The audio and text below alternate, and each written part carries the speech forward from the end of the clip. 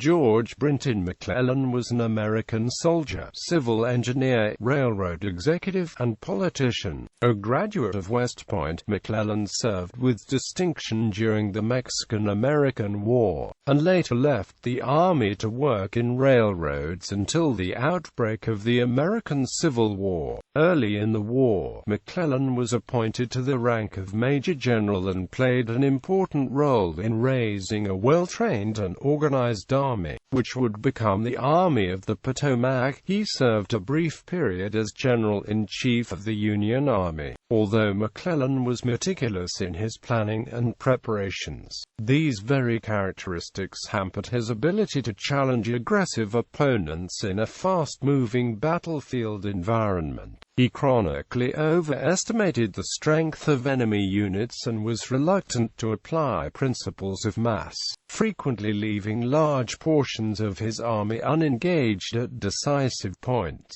McClellan organized and led the Union's army in the Peninsula Campaign in southeastern Virginia from March through July 1862. It was the first large-scale offensive in the Eastern Theater, making an amphibious clockwise turning movement around the Confederate States Army in northern Virginia. McClellan's forces turned west to move up the Virginia Peninsula, with the Confederate capital, Richmond, as their objective. Initially, McClellan was somewhat successful against the equally cautious General Joseph E. Johnston, but the emergence of General Robert E. Lee turned the subsequent 7 days' battles into a Union defeat. General McClellan failed to maintain the trust of President Abraham Lincoln. He was insubordinate to his commander-in-chief and privately derisive of him. He was removed from command in November after failing to decisively pursue Lee's army following the tactically inconclusive but strategic Union victory at the Battle of Antietam, and never received another field command. McClellan went on to become the unsuccessful Democratic Party nominee in the 1864 presidential election against Lincoln. The effectiveness of his campaign was damaged when he repudiated his party's platform, which promised to end the war and negotiate with the Confederacy. He served as the 24th governor of New Jersey from 1878 to 1881. He eventually became a writer and vigorously defended his Civil War conduct. Most modern authorities have assessed McClellan as a poor battlefield general. A few historians view him as a highly capable commander whose reputation suffered unfairly at the hands of pro-Lincoln partisans who made him a scapegoat for the Union's military setbacks. After the war, Ulysses S. Grant was asked for his opinion of McClellan as a general. He replied, "McClellan is to me one of the mysteries of the war." Early life and career. George Brinton McClellan was born in Philadelphia, the son of a prominent surgeon, Dr. George McClellan, the founder of Jefferson Medical College. His father's family was of Ulster Scots heritage. His mother was Elizabeth Sophia Steinmetz Brinton McClellan, daughter of a leading Pennsylvania family, a woman noted for her considerable grace and refinement. The couple had 5 children, a daughter, Frederica, then 3 sons, John, George, and Arthur, and finally a second daughter, Mary. McClellan was the great-grandson of Revolutionary War General Samuel McClellan, of Woodstock, Connecticut. He attended the University of Pennsylvania in 1840 at age 13, resigning himself to the study of law. After 2 years, he changed his goal to military service. With the assistance of his father's letter to President John Tyler, young George was accepted at the United States Military Academy in 1842, the academy having waived its normal minimum age of 16. At West Point, he was an energetic and ambitious cadet, deeply interested in the teachings of Dennis Hartmann and the theoretical strategic principles of Antoine Henry Jomini. His closest friends were aristocratic Southerners such as James Stewart, Dabney Maury, Cadmy Wilcox, and A.P. Hill. These associations gave McClellan what he considered to be an appreciation of the Southern mind and an understanding of the political and military implications of the sectional differences in the United States that led to the Civil War. He graduated in 1846, second in his class of 59 cadets, losing the top position to Charles C. Frith Stewart only because of poor drawing skills. He was commissioned a brevet second lieutenant in the U.S. Army Corps of Engineers. Mexican-American War. McClellan's first assignment was with a company of engineers formed at West Point, but he quickly received orders to sail for the Mexican-American War. He arrived near the mouth of the Rio Grande in October 1846, well prepared for action with a double-barreled shotgun, 2 pistols, a saber, a dress sword, and a Bowie knife.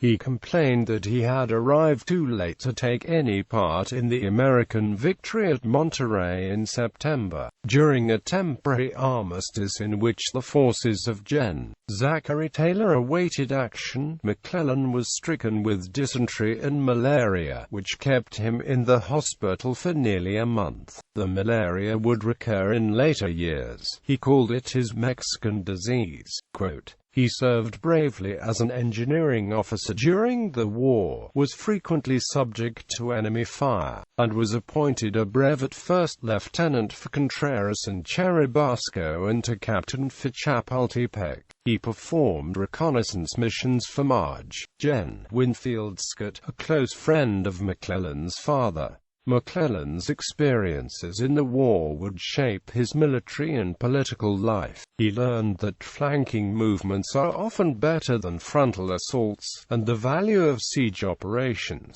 He witnessed Scott's success in balancing political with military affairs, and his good relations with the civil population as he invaded, enforcing strict discipline on his soldiers to minimize damage to property. McClellan also developed a disdain for volunteer soldiers and officers, particularly politicians who cared nothing for discipline and training. Peacetime service. McClellan returned to West Point to command his engineering company, which was attached to the academy for the purpose of training cadets in engineering activities. He chafed at the boredom of peacetime garrison service, although he greatly enjoyed the social life. In June 1851 he was ordered to Fort Delaware, a masonry work under construction on an island in the Delaware River, 40 miles downriver from Philadelphia. In March 1852 he was ordered to report to Captain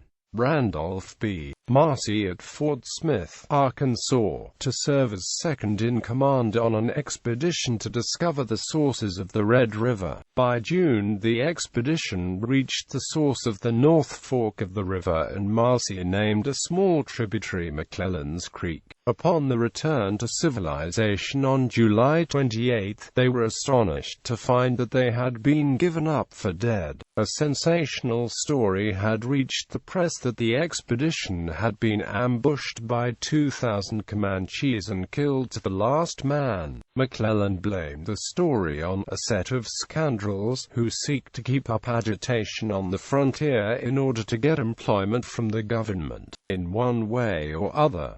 In the fall of 1852, McClellan published a manual on bayonet tactics that he had translated from the original French. He also received an assignment to the Department of Texas, with orders to perform a survey of Texas rivers and harbors. In 1853, he participated in the Pacific Railroad surveys, ordered by Secretary of War Jefferson Davis, to select an appropriate route for the planned Transcontinental Railroad. McClellan surveyed the western portion of the Northern Corridor along the 47th and 49th parallels from St. Paul to the Puget Sound. In so doing he demonstrated a tendency for insubordination toward senior political figures. Isaac Stevens, governor of the Washington Territory, became dissatisfied with McClellan's performance in scouting passes across the Cascade Range.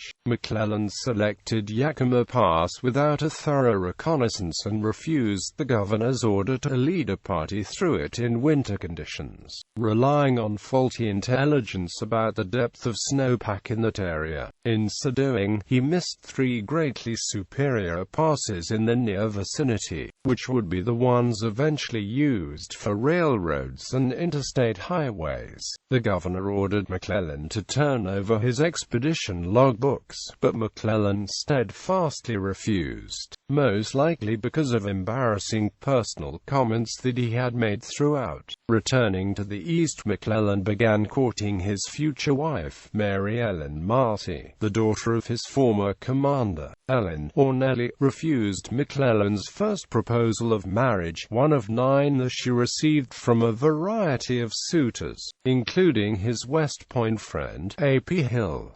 Ellen accepted Hill's proposal in 1856, but her family did not approve and he withdrew. In June 1854, McClellan was sent on a secret reconnaissance mission to Santo Domingo at the behest of Jefferson Davis. McClellan assessed local defensive capabilities for the Secretary. Davis was beginning to treat McClellan almost as a protege, and his next assignment was to assess the logistical readiness of various railroads in the United States, once again with an eye toward planning for the Transcontinental Railroad. In March 1855, McClellan was promoted to captain and assigned to the 1st U.S. Cavalry Regiment. Because of his political connections and his mastery of French, McClellan received the assignment to be an official observer of the European armies in the Crimean War in 1855.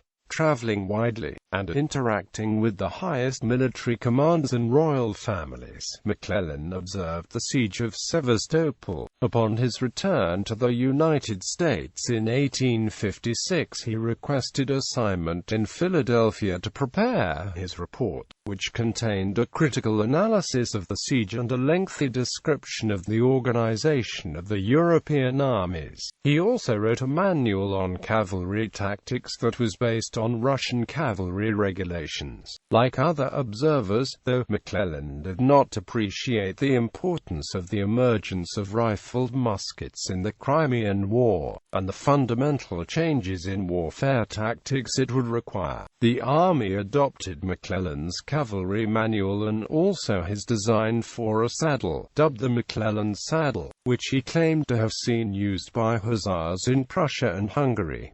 It became standard issue for as long as the U.S. horse cavalry existed and is still used for ceremonies. Civilian pursuits. McClellan resigned his commission January 16, 1857, and, capitalizing on his experience with railroad assessment, became chief engineer and vice president of the Illinois Central Railroad, and then president of the Ohio and Mississippi Railroad in 1860. He performed well in both jobs, expanding the Illinois Central toward New Orleans and helping the Ohio and Mississippi recover from the Panic of 1857.